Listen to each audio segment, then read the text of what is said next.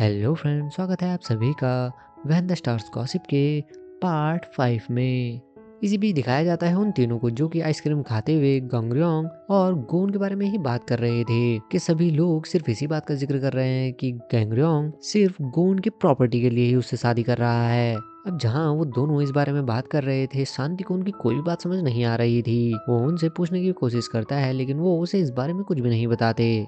अब next scene में हम देखते हैं कि ईव बंदूक की नोक पर गंगरेंग को एक साइड कर देती है और उसकी आइसक्रीम को फिर से ओवन में रख देती है और उसका कुछ सब्सटेंस लेकर उसे चेक करने लगती है। अब एक तरफ जहां वो आइसक्रीम एनालाइज हो रही थी, वहीं दूसरी ओर आइसक्रीम को पिघलते हुए देखकर गंगरेंग बहुत ही ज्यादा घबरा रहा था और उसकी रिपोर्ट नॉर्मल आते ही गंगरेंग तुरंत उसे उस ओवन से बाहर निकालता है। ईव भी गंगरेंग से माफी मांगकर आइसक्रीम खाने के लिए स्पून्स लेकर आती है, लेकिन गंगरेंग उससे इतना ज्यादा चिढ़ा हुआ था कि वो सारी आइसक्रीम अकेले ही खा लेता है।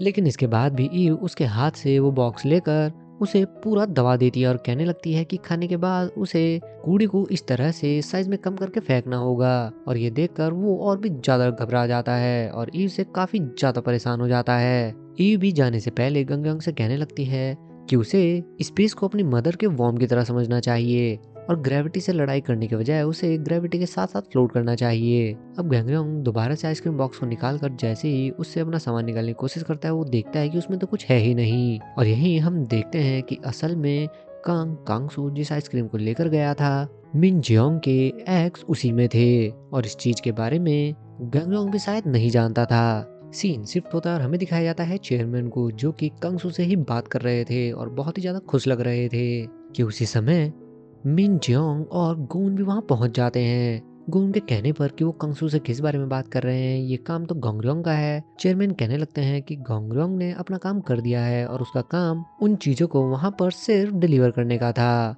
मिन जियोंग चेयरमैन से कहने लगती है कि ये काम गोंगरयोंग को ही करना होगा क्योंकि उसके एक्स को सबसे अच्छी तरीके से वही जानते हैं। लेकिन चेयरमैन कहने लगते हैं कि वो उस जीरो ग्रेविटी में ये काम कैसे कर पाएगा और उसे सही से सोचना होगा।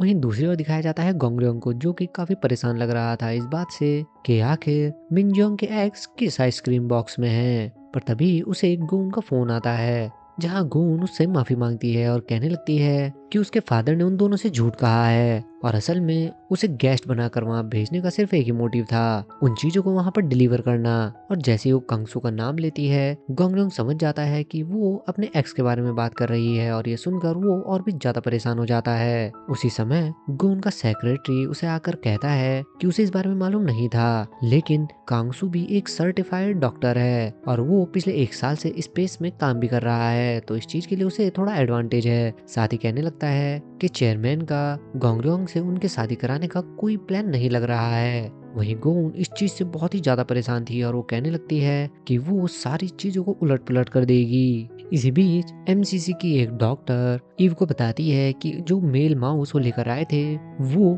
थोड़ा एग्रेसिव बिहेव कर रहा है, जहां पर वो सभी कहते हैं कि शायद इतनी ज्यादा ग्रेविटी की वजह से वो माउस परेशान हो रहा है। इसी बीच दिखाया जाता है कंगसू को जो कि उन सभी सप्लाईज को अपने एक लॉकर में रख रहा था कि उसी समय गोंगरयोंग भी वहां पहुंच जाता है। वो उससे उन सभी चीजों को वापस लेने की कोशिश करता है, लेकिन कंगसू ग्रेविटी की हेल्प से उसे बार बार दूर फेंक देता है। गोंगरयोंग किसी तरह से उसके पास पहुंचता है और उसे पकड़कर कहने लगता है कि वो बिना पेशेंट की इजाजत के इस तरह से डॉक्टर नहीं बदल सकते। साथ ही कहने लगता है कि वो मिन जियोंग के एक्स को बहुत ही अच्छी तरीके से जानता है, उसने रात भर जाग जाग कर मेन रीजन का पता लगाया है, तो वो इस तरह से ऐसा नहीं कर सकता। इतना सुनते ही कंगसू भी उसे कहने लगता है कि अगर ऐसा ही है तो वो उसके बच्चे को वापस ला कर दे जो कि उसका और गून का था। गोंगरयोंग भी उसकी बात से काफी सरप्राइज हो जाता है और गुस्से में उसे कहने लगता है कि वो और चेयरमैन वो दोनों इस तरह से बात करते हैं कि वो कोई क्रिमिनल हो और उसने किसी का मर्डर किया है। साथ ही कहने लगता है कि उसे गून की सिचुएशन का कोई अंदाजा भी नहीं है कि वो उस समय कितनी क्रिटिकल थी।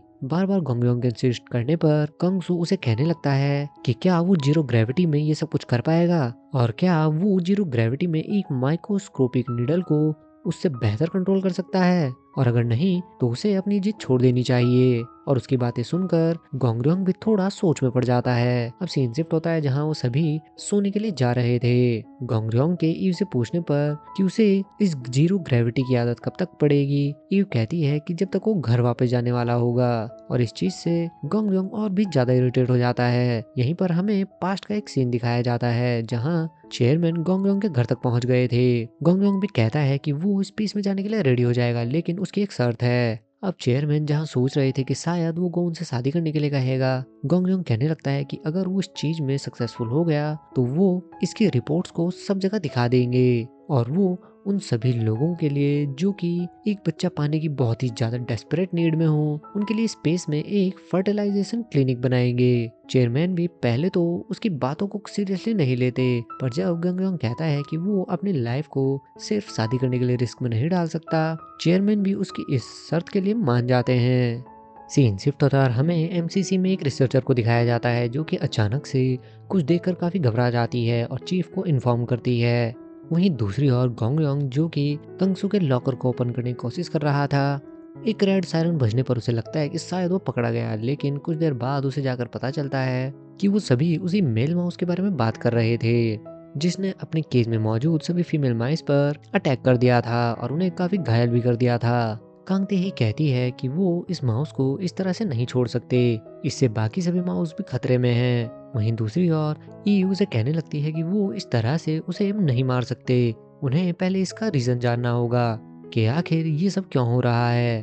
पर तेई उसे समझाने लगती है कि क्या वो फिर से कार्गो में दोबारा से चूहों को भेज सकते हैं और क्या ये इतना कॉस्ट इफेक्टिव है, उसे थोड़ा ऑब्जेक्टिवली सोचना होगा। कंगसू भी कहने लगता है कि वो एक साइंटिस्ट हैं और उन्हें पॉलिसीज से काम करना होगा और उसे एक कमांडर की तरह ऑब्जेक्टिवली सोचना होगा, लेकिन वो किसी की भी बात पर ध्यान नहीं देती और लीसोंग को उस चूहे को सीपीआर देने के लिए कहती है।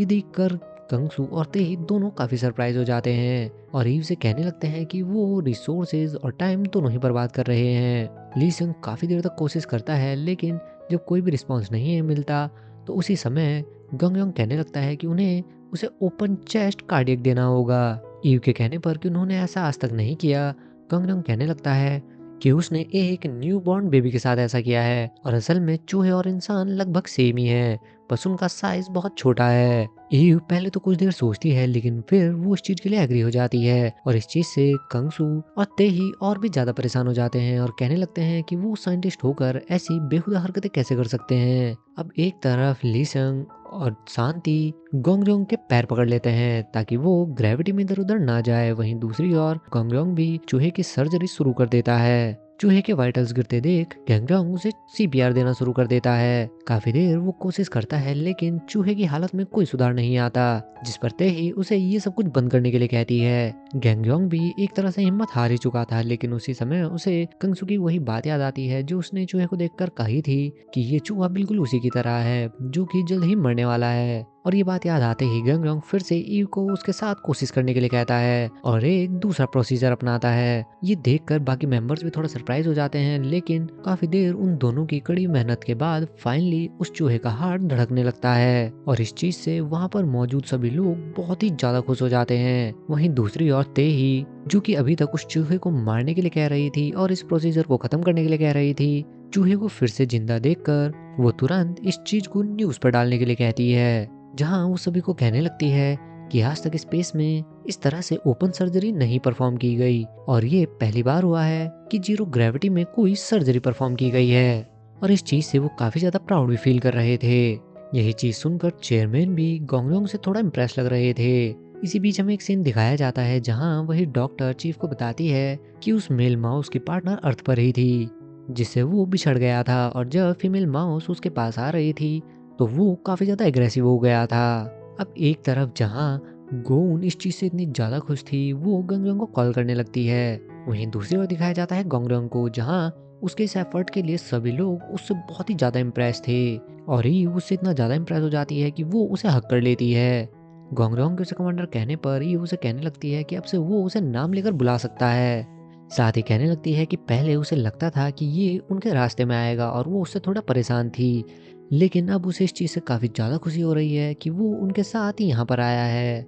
इधर गोन गोंगरयोंग के उसे फोन न उठाने पर थोड़ा अपसेट हो जाती है। वहीं दूसरी ओर गोंगरेंग तो ईव को अपने सामने इस तरह से देखकर काफ़ी ज़्यादा हैरान था और उसकी हार्ट बीट भी काफ़ी ज़्यादा बढ़ गई थी।